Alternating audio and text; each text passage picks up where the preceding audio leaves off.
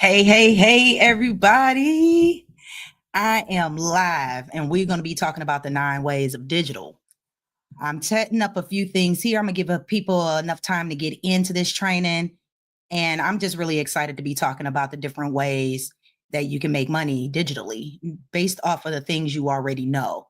So if you see me clicking around, that's because I have multiple screens up and we're streaming in 3 different places right now. We're on the Facebook business page, we're on my personal profile, and we are on YouTube, as well as those who are in my free community are able to stream this as well. So we're going to jump in and get started. I'm not going to waste anybody's time on a Saturday.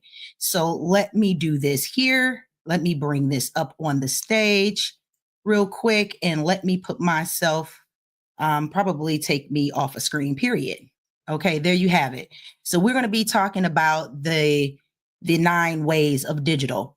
And before we get started, I kind of want to let you guys know a little bit about me in case we have some new people here, just so you have an idea of my background. Like, who is this lady that's doing all this talking? Well, my name is Dee. I'm a digital product creator, mentor, and I'm an author. I have multiple Etsy shops. I have 7 of them, 5 which are active.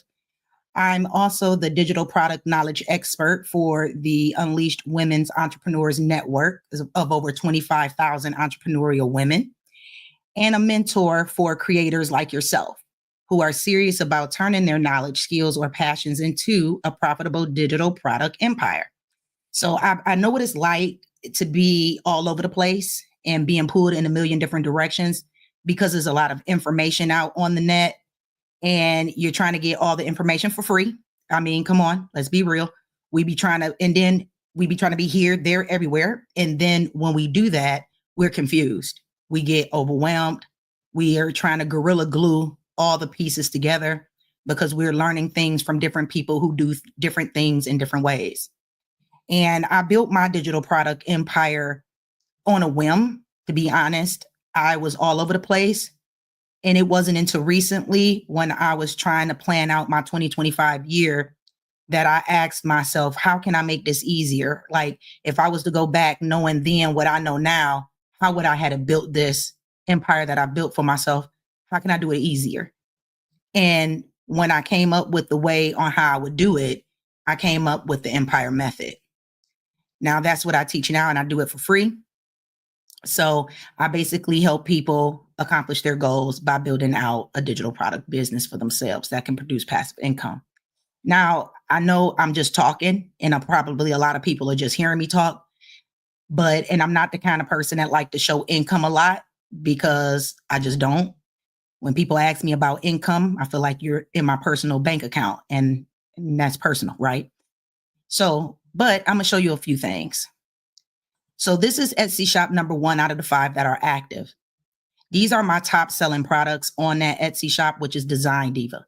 As you can see, the Homecoming Prime, and those are like stickers and can be buttons. By themselves, that one product by itself generated over $1,000. Just that one. Now, if we go to the Instagram highlights, that one by itself made me $482.67. And that's not even as of today. So if I was to jump in there, it'd probably be different. And then the booth rentals, that made me $335.07. Now, these are 3 different products, and I added up. Okay. That's how much money I made. And that's just 3 out of the 5 Etsy shops that I have with more than one product in them. Right. So that shows you that. Also, I do courses and workshops. Now, this happened actually between April 16th and May 1st. But I only can run it from the 1st to the 1st. So it's a month. Now I do courses and everything like that. A 20-minute social video presentation, similar to what I'm doing right now, generated over $2,000 in 20 minutes. Okay. And this is this year, 2024. Okay. So that's my Stripe account. I made sure I put the D Willis up there so you can see that is real, it's me. Now I want to dive into some of the things that I've created, and that's a part of my empire. And I can't put everything on here because I have hundreds of thousands of digital products, but I can explain a few things. Some of these products were made and created before AI, and some of them are created using AI. Now I have courses, workshops, toolkits, ebooks. I have fiction books. I have print on demand. I have all kind of clip art, graphics, wall art. You name it, I've done it. All right. So this is pretty much like some of the digital products that I created. Also, you can create digital papers and clip art. These are ones that I've created. All right. Even down to the tea, the fall tea with the leaf in it. I created that using AI. It looks real realistic. However, even though I created it using AI, I had to put it in Photoshop, and that's why you see the shadow at the bottom of the glass, because I Photoshopped it. I started in 96, so I've been designing for a long time. Same with the latte. You can see a little shadow around it, like it's sitting, like you're looking down at it, like a flat view, where the ice cup is more like a 3D view. I did that in Photoshop. Also, print on demand. These are actual shirts and mugs that I've printed and sold on print on demand, and wall art. Now, those wall art pieces were custom made. It was done in Photoshop. The grind, the execute, and the hustle are my own definitions. It's not the definitions that you can pull up on Google. Now, the shirts are shirts I made for people that asked me to make them shirts. And so is that coffee mug that say, I screw, I nut, I bolt. And that's actually was made for a mechanic friend of mine. Okay, so these are things I made on print on demand. I've also created metal wall art as well. This is also print on demand. You have to be careful with metal wall art because it's how you have to design it for it to be, and this are customs, right? So that's why you see the Samantha in it or the Amanda and Joseph, because I can custom make them. And this is print on demand. Another print on demand that you can do is like socks. Now, when you start making digital papers, you can put digital papers on anything. A lot of people, like crafty people, they like to use the digital papers to create fabrics and stuff. That's why some of your digital papers need to be in 300 DPI. But you can make your own gift wrapping paper. You can make folders, notebooks, socks, stickers. It's a gang of things you can make. Shirts, animal print, cell phone covers. I mean, you name it, you can make it when you have digital paper. Digital paper is a staple amongst digital product creators because there's so much you can do with it. Instead of just selling the paper by itself, you can sell the paper by itself, and you can also put it on print on demand. Then we can get into KDP. I have over 50 plus books on Amazon KDP. I have low content, mid content, and high content. My high content books are my novels. You will see every novel sitting here. I've designed every cover, everything I designed. Okay. Now the guys that you see, the sexy men, that was before AI. So that's stock photography, and I created in Photoshop. Now the column was also written and designed before AI. So I did that in Photoshop. You have the images in my reflection. It was done with AI. That's an AI version picture of myself. And then, of course, the anime you see there, and then the Success Coded series, and the digital product creation with my ducks. Now, my community knows that I love my ducks, right? I've designed those ducks. Those are, I need the proprietary, IP my ducks, right? So this is just some. I can't put all of my books on here because they wouldn't fit on the slide. Okay, I have over 50 of them. Now, you see them all with the D. Willis name on them. However, they're not published like that. I have pseudos based on the genre of the book. Okay, so they won't all be under D. Willis if you were to go try to Google it. But you can go to Goodreads and see the reviews under D. Willis. Okay, so we have some reviews here as well. I want you to take a look at some of these. These are some reviews of people who actually worked with me, you know, took some of my courses, and that's just some of them, you guys. I can't put all of them up here because it's just not enough space, right? Here goes some stuff off YouTube. If you doubt me, go to my YouTube channel, check under the comments, check under the videos. You know, I teach people this. This is what I do every day, all day. This is what I love to do. I can do this 25/8, okay? Pretty much I've done it all. All right. So if you're wondering about my background, I'm very thorough. And everything on this slide in this presentation, I've designed myself. Okay, this my design skills is off the chain, and so is my creativity. Okay, as you can see, we have a whole theater theme going on with here. Okay, and I made every piece of graphic that you see. But here's the agenda moving forward, because now we're about to dive into some things. We're going to dive into the benefits of digital products, the 9 types of digital products that you can make, and you don't need to be a designer, the pros and the cons of each type of digital product, and how you can get started today, right now, for free. So let's talk about some of the benefits of having digital products. First of all, digital products can range in price from low ticket, we're talking about $2.97, all the way up to high ticket, $9.97, $3,000, $2,000. I mean, it can go as high as you need it to go. Okay, to be honest with you, there's no limit on this. However, they're low cost to make, low risk, and you have the power to generate income time and time again. You put the time in up front, and then it keeps making money for you over and over. And over the years, as you keep making these things, you build out a digital product empire. And then you have multiple streams of income coming into you semi-passively while you sleep. I mean, sometimes, to be honest with you, I'll be forgetting, money be sitting places, and I'm like, "Ooh, let me go check." And I'm sitting with $400-$500 somewhere because I forgot about it. You know, I mean, it's crazy when you're making money like this and you forget that you got money. Okay. And then it depends on the type of digital product that you want to make too. Depending upon the type of product you want to make, you can get started in like an hour for free. There's a such thing as Google Doc. We all have Google Doc. You can go in there and make a fill in the blank. You can make a worksheet, a workbook, and export as PDF. There you go. You can log into Canva. You can do a free account on Canva, 30-day free access to their pro. Use an email that you haven't used before. I ain't say that out loud, but go in there and get a 30-day free, and there go your book cover. Use some templates, right?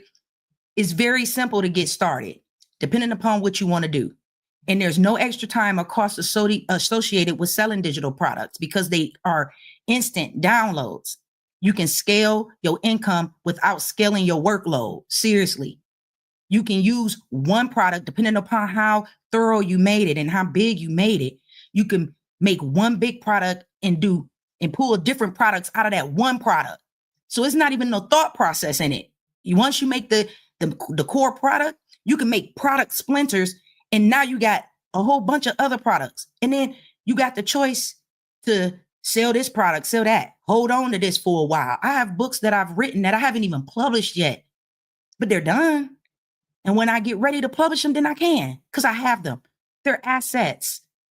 You know, I can put them online and sell them at any time. And you get to update them really easy. You don't have to worry about, believe me, I owned a women's fashion boutique in Mesa, Arizona called Top Shelf Fashions. You can Google it. It was in Mesa, Arizona. I owned it. I had to pay for triple nets, $1 million insurance policy. I had to have shipping and pay rent and water and all of that other jazz, right? And if something wanted to change, I had to change it. Like I had to call the manufacturer. I needed to go through the rigmarole. You don't have to do that with digital products. This is a lifesaver, okay? And there's 9 different ways to go about digital. But there's some pros and cons to each one, okay? You leave it up to me, they're all good, but it just depends on you and how you want to live in your lifestyle, in your family, and what you can and cannot do. Okay. But I honestly believe that everybody has a 6-figure digital product in their head. Okay. Let's talk about these online courses. Now, of course, we all know online courses is basically education delivered online through video. Okay. The great thing about it is it's flexible. The learners can go through the material at any time. They're easy to scale. You don't have to worry about locale like I did with my store. Of course, people could order online, but it's different from shopping in store, right? And then it's cost effective. With digital products, you got like a 95% plus net profit margin on those. Okay. Because the only thing you're paying for is your software and the things that you need to create it. You're not paying rent and all that extra stuff. And then, but the cons of that is you need some self-discipline. You got to be able to hold yourself accountable or be a part of a community that's going to hold you accountable if you know that that's a skill that you lack. If you need that motivation, some of us is self-motivated and some of us need that kick in the butt. And if you need a kick in the butt and you're honest with yourself, then you need to join and be a part of a community that's going to keep you going. That's the con. Also, is limited hands-on experience. It depends on how you deliver the online course. Now, typically, if you just record it, they're just teaching you theory, most people, right? They'll teach you some subject matter, but they're not giving it to you in real world. And that's why I do my little courses a little different, because I want that hands-on. We need real world application, because we don't need more information. We need more action, not talking, right? And then technical issues. If a person's not a techie, then they're going to have to learn how to do the tech, what platform to put it on and things like that. That's the downside of it, okay, if you're getting into courses for the first time. Workshops I really like. I do a blend of workshops and courses. I like to mix them. I have like a merit relationship with them, because the workshops is more interactive type of trainings. And that's how I like to do my courses. I like my courses to be interactive, right? And you get to focus on specific topics, but it also allows the learners to get results, right? Without the price point. And the great thing about this is it's engagement. It's in real time. You get immediate feedback. Everybody can get some immediate help, if they need it. And then it's network opportunities, because you're meeting other people in there that might want to interview you for their YouTube channel and do this and do that. That's why it's great to be a part of a community with like-minded individuals, because you guys get to make friends with each other and you can help each other. Hey, let me interview you. Let me do a 10-round shoot 'em off gunshot question on your YouTube, and then you do it on my YouTube so we can start getting views, or we can do it on IG or whatever. This is what workshops do, and this is what communities do. And that's a plus. Now, the downside is if you're doing live workshops like today, I had to move the time, but I wanted my UK people to be able to get on. But now it's like 1, 3 in the morning in UK, so it got time constraints when you're doing it live sometimes, because it got limited reach on the live portion. But then again, this is still a digital product. Think about it. I'm doing it live right now, but guess what I'm going to do? I'm going to save the recording. And now guess what? Now people can watch it over and over again, even after the live is done. So it just depends, but it is limited on reach if you wanted to do it live, because not everybody will be able to attend depending upon where they are in the world. And it's resource intensive. It does require some prep. Like I had to prep for this training, even though this is just a live public training that actually asks my community members, thank them for this because they wanted it. So I decided to do it live. Okay. But I had to prepare for it. I prepared last night for it. Okay.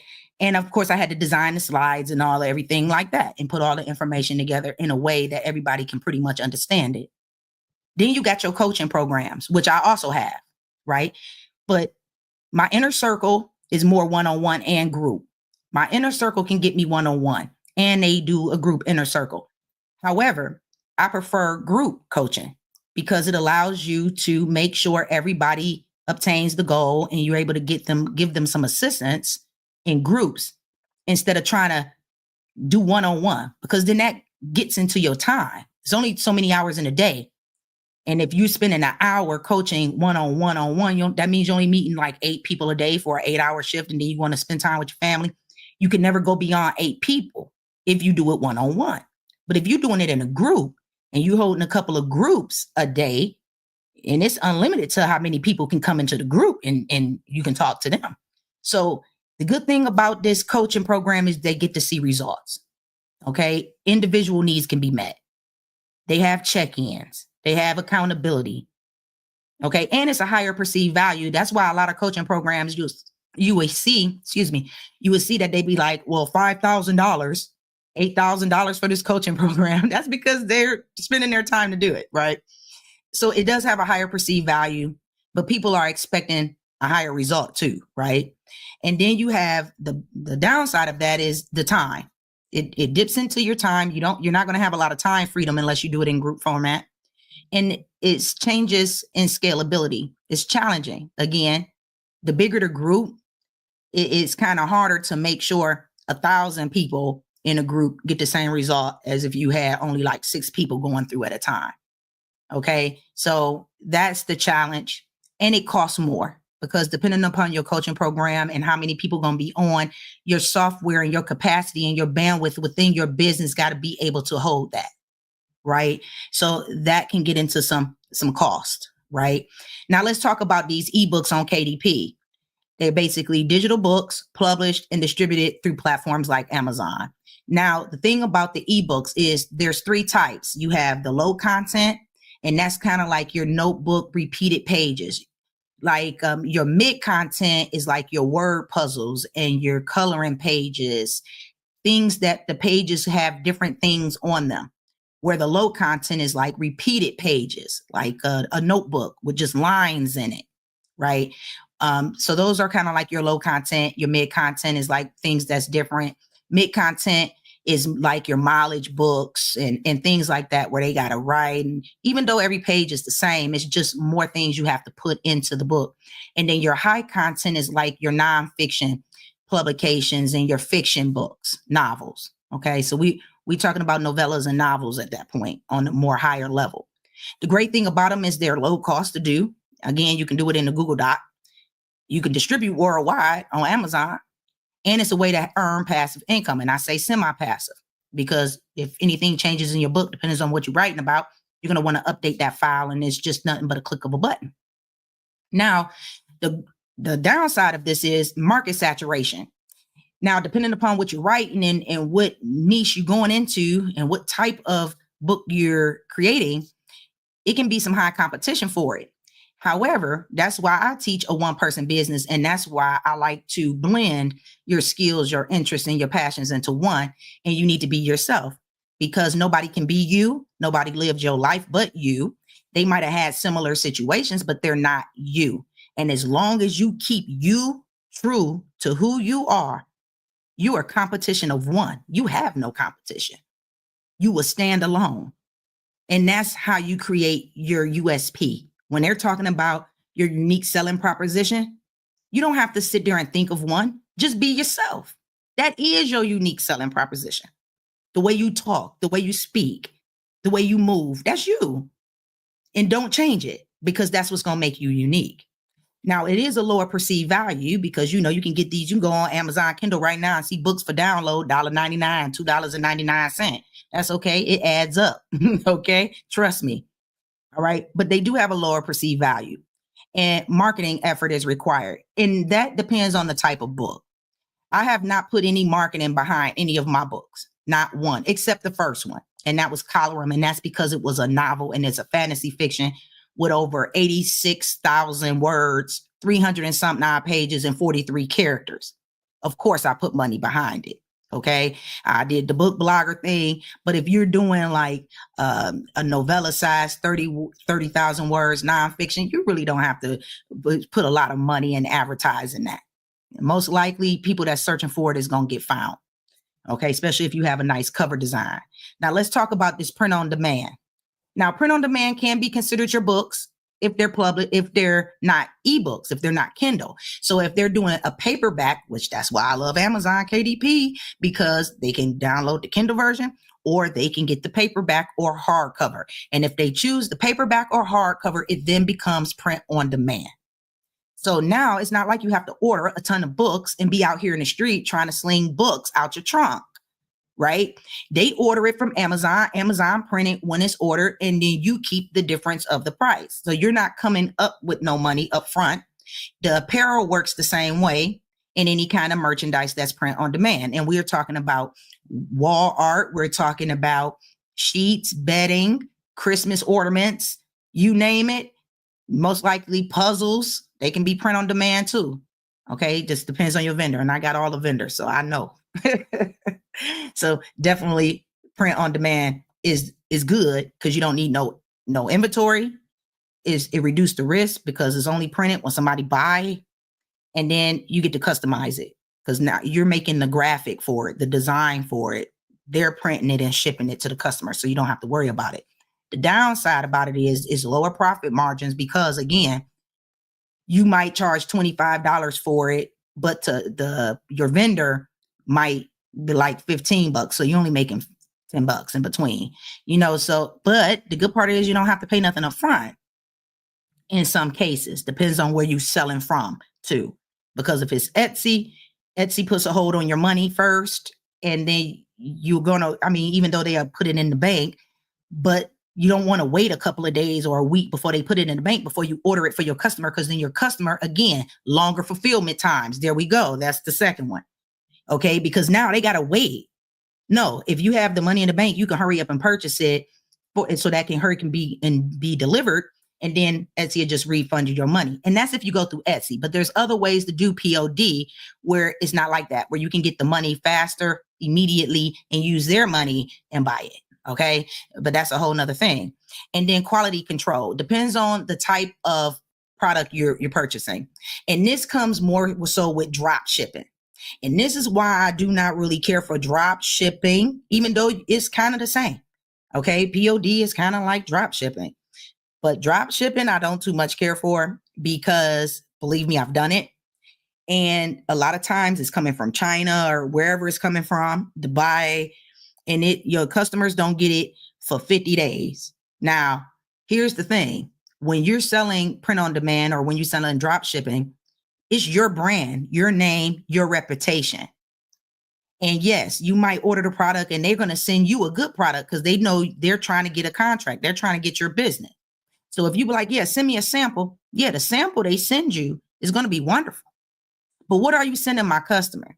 I'm not able to see it, right? I'm not able to see if it was broken before it got in the bag or before it was shipped. I don't know. And that's the downside of some print on demands. Not unless you did business with this vendor time and time again, and you've seen the products that they delivered to your customers. And my vendors that I do business with, I've seen what they deliver to my customers as well as to me. So it's all about finding the right vendor when you're talking about quality control. Now let's talk about this membership and subscriptions, because this is how you build a digital product empire that can have the capacity of not earning you 6 figures a year, but 6 figures a month. I've seen it done. I'm not talking out the side of my neck. I'm dead serious. It's ongoing access to exclusive content, services, or communities in exchange for a recurring fee. Now let's do some math. If you notice and look on Facebook or on school, depends on where you are or what kind of communities you be in, open up your cell phones right now, get into a calculator. And most of these communities got, let's say, 1,000 members, just 1,000 people in the community. And I'm pretty sure you on Facebook groups that got 14,000, 50-something thousand, 20,000. But let's just say 1,000. Now times that by $19 a month. That's 19 grand. Okay. Now let's move it up some, $1,000. And say your community, they got access to all kinds of digital products. They get it for free. They don't got to pay Etsy one-off prices. It's like you got your whole Etsy shop inside of your community, let's just say. And this is just for an example, right? Because I know some of you don't got Etsy. But listen, it's unlimited. And now for unlimited, those same 1,000 people, you say, look, $97 a month, you can get unlimited everything, unlimited. That's $97,000 a month in 30 days. So you can't tell me you can't make 6 figures in 30 days. Now that's just when you own this kind of foundation. Okay. Now here's the thing about memberships and subscriptions, which is also called continuity. The good thing is recurring income. You don't got to start from zero every month. That's the wonderful part, because when you have Etsy shops or e-com, you got to sell one off, right? There's no telling if they're going to come back and be a repeat buyer the very next month, right? So you get that recurring, you get customer loyalty. It builds your brand. It builds community. And then you got content control. You can control everything. You can control the monthly price. You can control if it's tiers. You can control whether it's annual memberships, monthly, weekly, quarterly. You have full control over it. The downside is you got to have something that people want to pay for every month. This is like a Netflix. You got to have something valuable in there. But if you know that you're constantly making digital products and you're putting it inside the classroom area or inside a place in the community where they can get access to this, it's going to be new stuff every month. That's what they're paying for. They're paying for unlimited access. So they don't have to buy it one at a time. And it's going to, in the end, save them money, right? So that's the downside, though. You got to keep coming up with stuff. And then also the churn risk. Okay, so there's some churn in the game. Now, every business going to have some churn. You're not going to be in a business where you're 100%. It's just not realistic. But your churn percentage should be about 20%. Anything more than 20%, you need to find a way to keep your members. So 20% is acceptable. Anything over 20% churn rate, there's an issue there. Something you're not doing, you need to survey your members. Now, also management complexity. Depends on how you handle these memberships. Now, this is where automation comes into place. If you're a one-person business like myself, I'm a solo digitalpreneur, you need to have your hands off as much as you possibly can, because your focus should be on revenue generating activities. As much as the admin work that you can automate, you want to automate. And that includes your subscriptions. Say, for example, in my community, even though I manually vet people, but once they're in, everything else goes automatically. Once I click, they're accepted, everything else runs by itself. I don't have to give you access. I don't have to DM you. You received a DM, but I didn't go in there. You're going to receive DMs whenever you come in. As soon as I accept it, everything runs. And this is what I teach them in Pro, how to build all of this automation out so you can have hands off on your business. Now let's talk about this e-com. Now, e-com is like your Etsy's, and we're talking about digital downloads. I'm not talking about physical stuff here. Okay. We're talking about, not unless it's POD, but e-com. In e-com, we're talking Etsy, Gumroad, WAP, Shopify. Okay. Great thing about it is instant download once they pay. Low overhead, because you just got to pay for your monthly subscription. And you got the ability to go global, because anybody can buy it from anywhere in the world, long as they know where your website is and it's on the internet. The bad part about that is you run into some IP risk, because if you notice on Etsy, people be stealing other people's ideas, and you got to expect that. All you can do is laugh and smile at it and just know that you inspired someone. Okay. Because nothing's going to stop somebody who has the skill in creating something that you've already created or something similar. Okay. Because they can't say that they took it from you when they didn't download your thing exactly. They probably looked at it. You inspired them. They went into their own software and they made something similar. Okay. People can do that as long as they're not taking your thing verbatim, like your thing. Market saturation. And then if you're on Shopify or something like that, it's not a marketplace like Etsy, which means you got to run your own ads and get your own advertising, because they don't have a marketplace. So when I see people who's never done business before talking about, I want to open up a Shopify, but they don't really have a budget. And are you willing to run ads? Oh, I don't know how to run ads and I don't have money for ads. Then why are you opening up a Shopify? Because just because you opened up your Shopify is not going to magically bring you traffic. Okay. Now, if you just starting out, I say go to Etsy, because Etsy has its own traffic without you having to spend money. Okay. People can find you just because you're there. So that's why I recommend that. And also tech issues. If you don't know how to work Shopify or Etsy and all those things, then that can be an issue. Okay. So those are some downsides of that. Now let's talk about software as a service. There's pros and cons of this one as well. You can have the money up front and actually get something developed, which costs a lot of money, and you're going to have to find a developer to code it and make it do what it do. Or you can find a software that you can white label and you can kind of share some profits. Okay. You're paying for it, but you're paying upfront to be able to white label their software, and you just selling their services from their platform, but you're selling it like it's your own. Now, the great thing about software as a service is because you can get the residual income. It's scalable because anybody that got internet connection can use it. And then it's accessible. People can get to it from anywhere. And some of them have mobile apps. Okay. The downside is it costs a lot of money to develop a software of your own. And then you got a security risk involved. If you building it yourself, now you got to pay for security. That's why it's important. And if you notice, even in my website, dwillis.com, I have that HTTPS.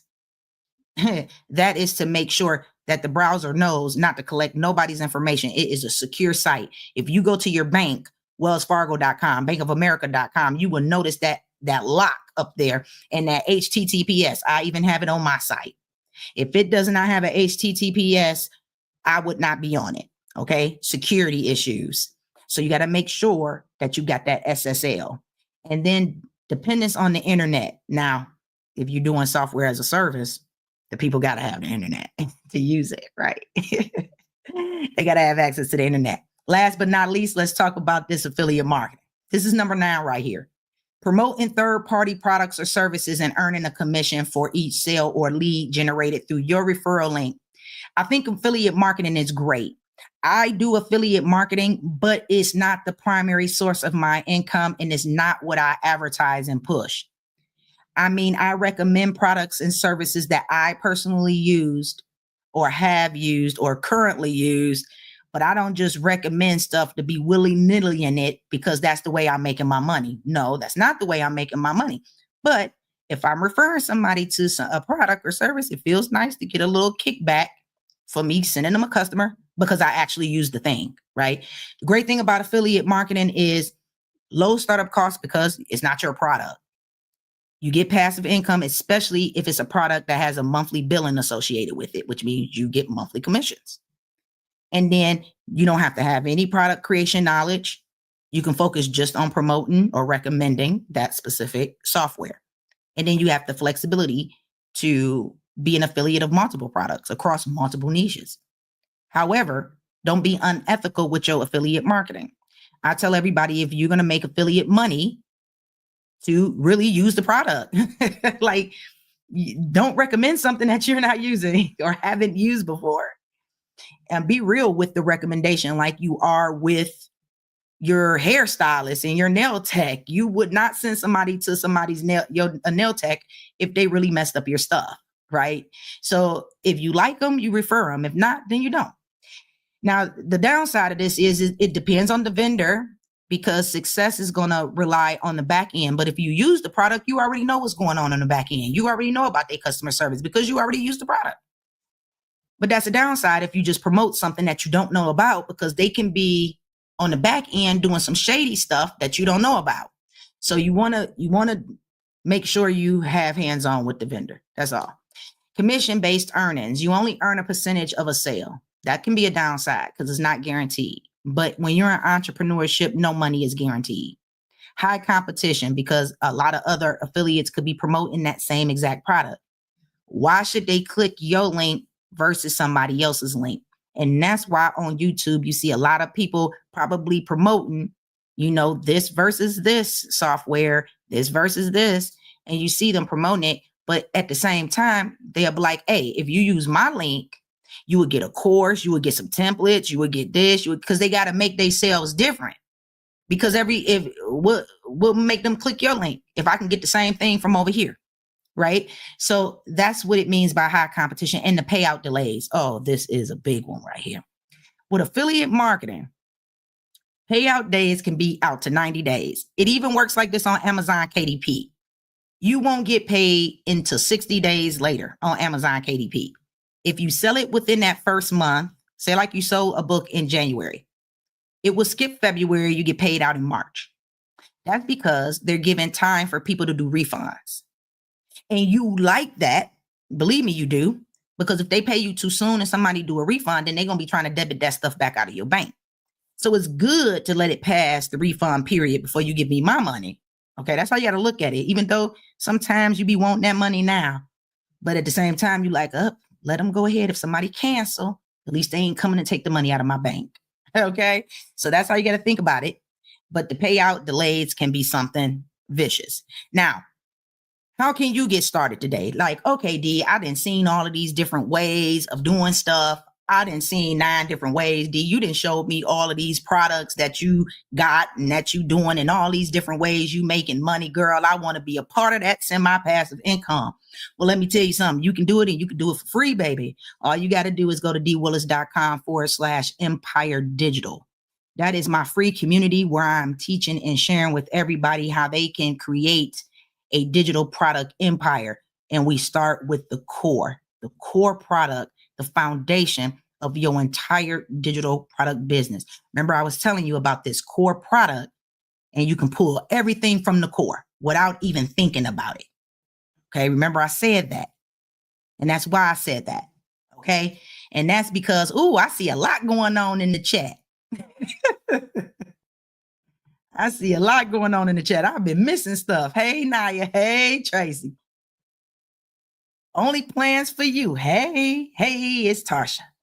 Okay, I'm just not seeing the chat, y'all, because my whole screen was filled up. But I appreciate you guys coming.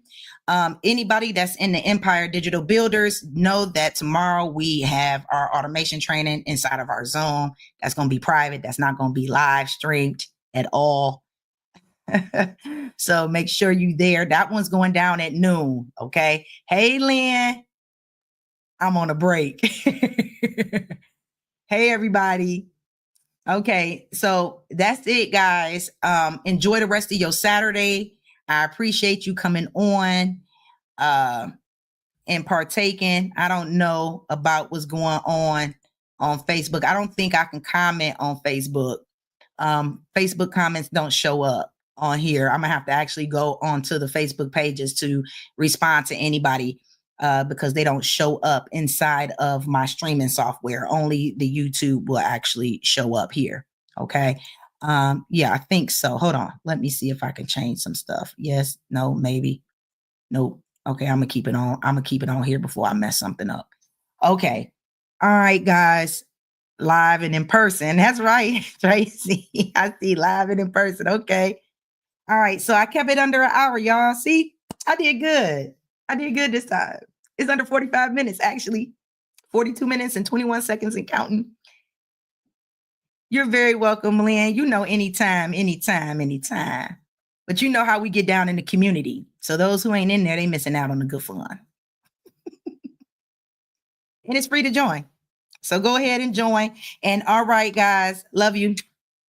I'm out of here. I'll see y'all in the community.